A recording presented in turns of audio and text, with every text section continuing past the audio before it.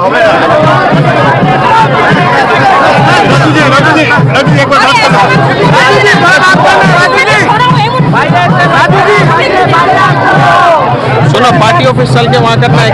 बाकी लोगों को थोड़ा भीड़ भगा करने के लिए आप बोलने से सुनेगा क्या चीज?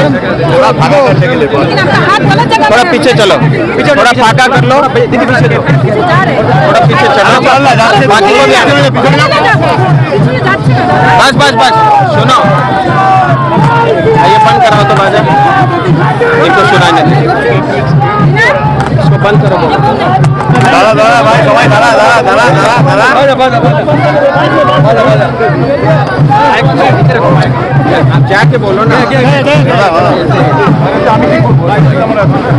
बोल दिया ना, डाउन करो आराम से धक्का मत, सबको यार अधिकार है, सबको मिलेगा। सुनो मैं करता हूँ आराम से, आप पीछे थोड़ा दूर रहो, मेरे को धक्का मत दो। दीपा सिंगल बूंद पड़े दीजिए। अब सुनो, सारे पत्रकार आ गए क्या? आने दो सबको। भाई बड़ा चैनल है तो बड़े का ज्यादा अधिकार है ऐसा नहीं है ना, सबको समान सब एक साथ में हो गया, सब ठीक है। एक बार पहले रुक जाओ जरा, मैं हाउसिंग ऑर्डर कर लूं।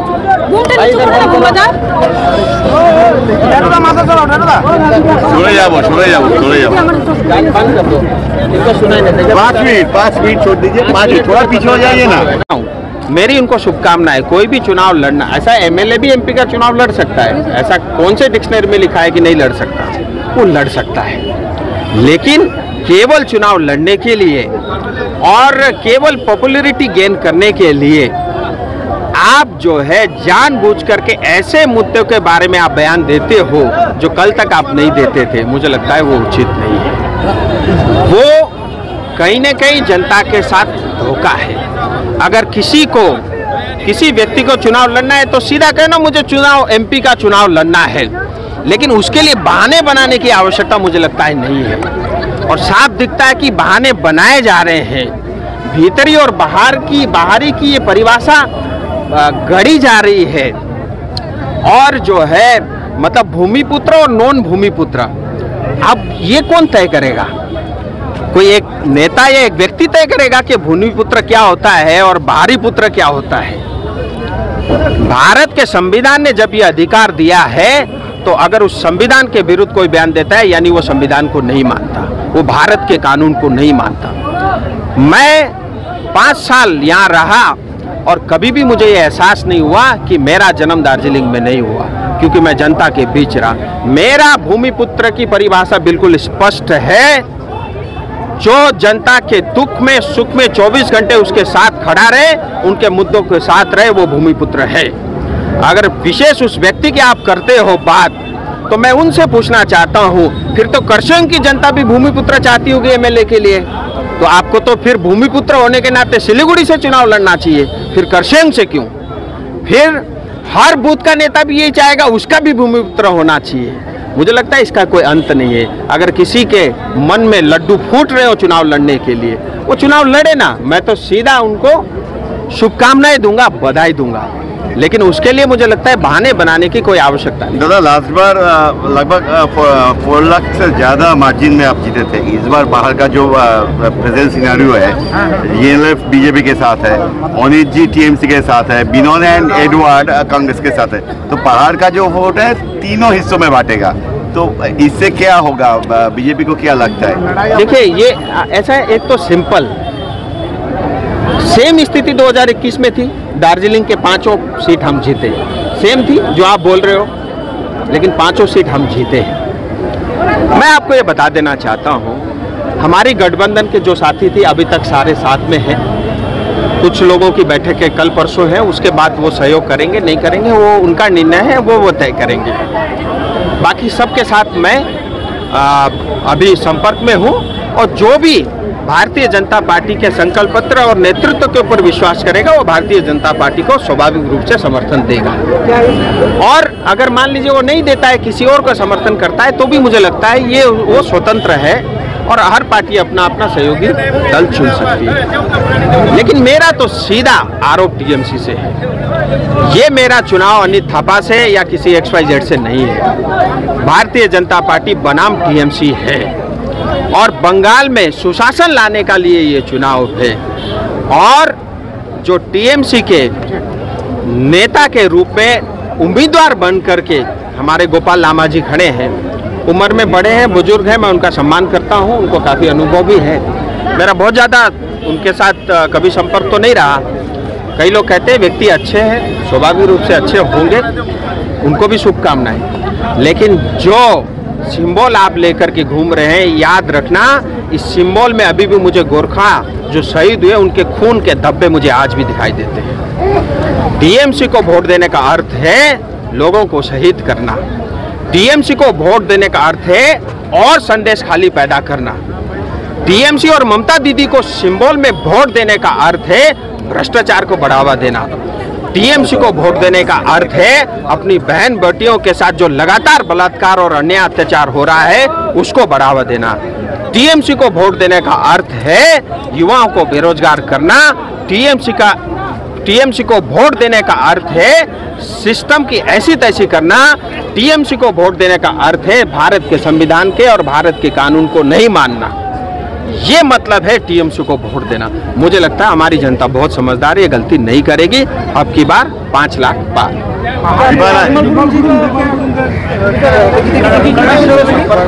और मैं लगातार संपर्क में हूँ और मेरे उनके साथ सिर्फ राजनीतिक संबंध नहीं है, इस वजह से भी उनसे, उनके तमाम साथियों से मैं संपर्क में हूँ।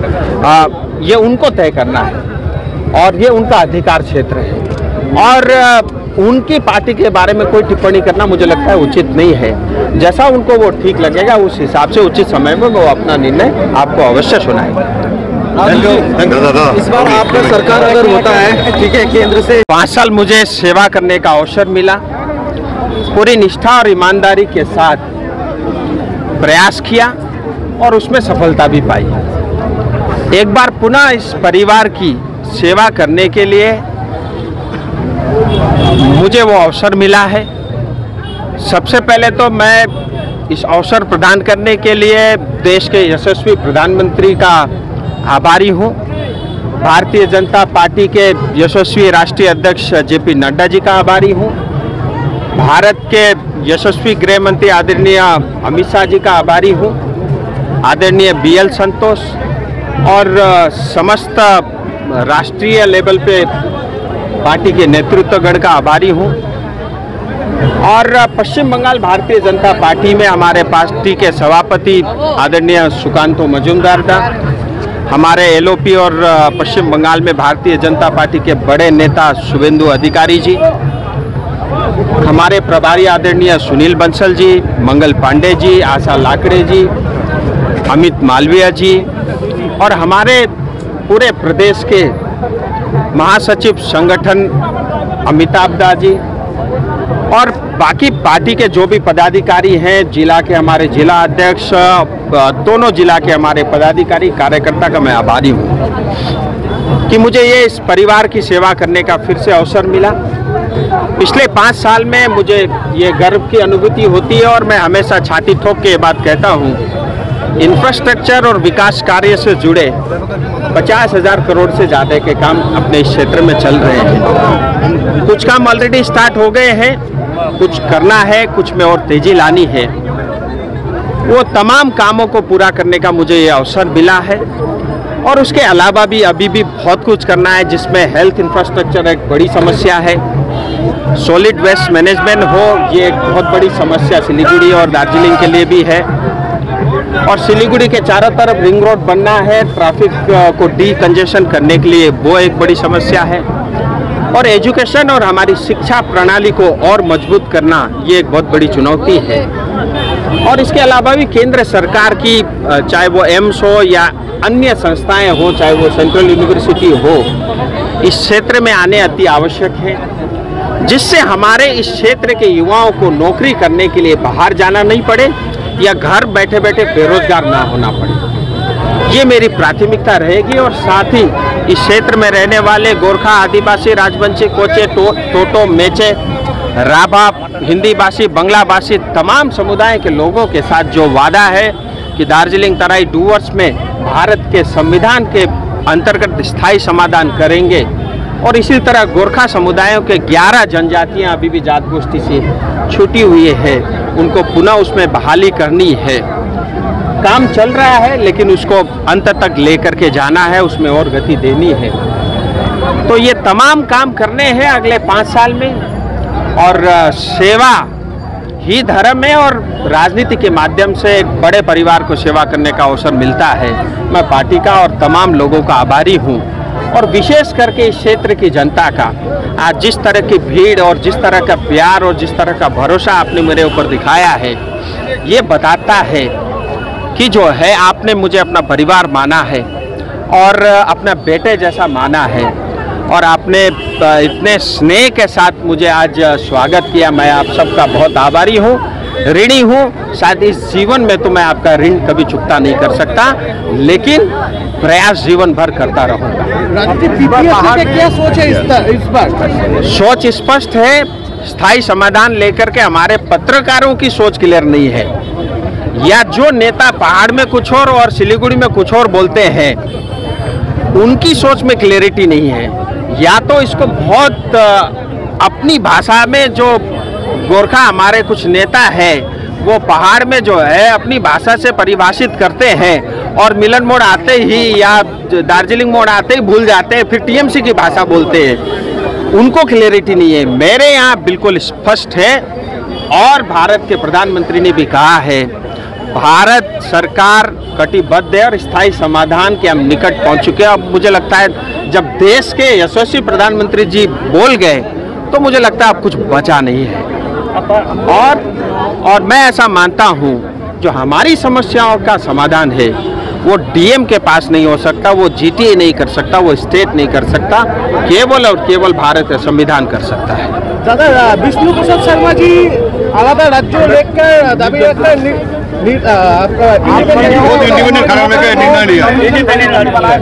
पहले हमको ये समझना पड़ेगा, कोई भी व्यक्ति बयान देता है उसके पीछे कुछ ना कुछ राज होता है, और स्वाभाविक रूप से इतनी बात तो हम भी समझते हैं। पहली बात, कोई चुनाव लड़ना चाहता है, भारत का संविधान हमको ये अधिकार देता है, वो लड़े, मेरी शुभकामनाएं। He is MLA from BJP. मैं वो आ रहा हूँ, मेरी उनको शुभकामनाएं। कोई भी चुनाव लड़ना, ऐसा एमएलए भी एमपी का चुनाव लड़ सकता है, ऐसा कौन से डिक्शनरी में लिखा है कि नहीं लड़ सकता? वो लड़ सकता है, लेकिन केवल चुनाव लड़ने के लिए और केवल पॉपुलैरिटी गेन करने के लिए आप जो है जानबूझ करके ऐसे मुद्दों के बारे में आप बयान देते हो जो कल तक आप नहीं देते थे, मुझे लगता है वो उचित नहीं है। वो कहीं न कहीं जनता के साथ धोखा है। अगर किसी व्यक्ति को चुनाव लड़ना है तो सीधा कहना मुझे चुनाव एमपी का चुनाव लड़ना है, लेकिन उसके लिए बहाने बनाने की आवश्यकता मुझे लगता है नहीं है। और साफ दिखता है कि बहाने बनाए जा रहे हैं, भीतरी और बाहरी की ये परिभाषा गढ़ी जा रही है। और जो है मतलब भूमिपुत्र और नॉन भूमिपुत्र, अब ये कौन तय करेगा?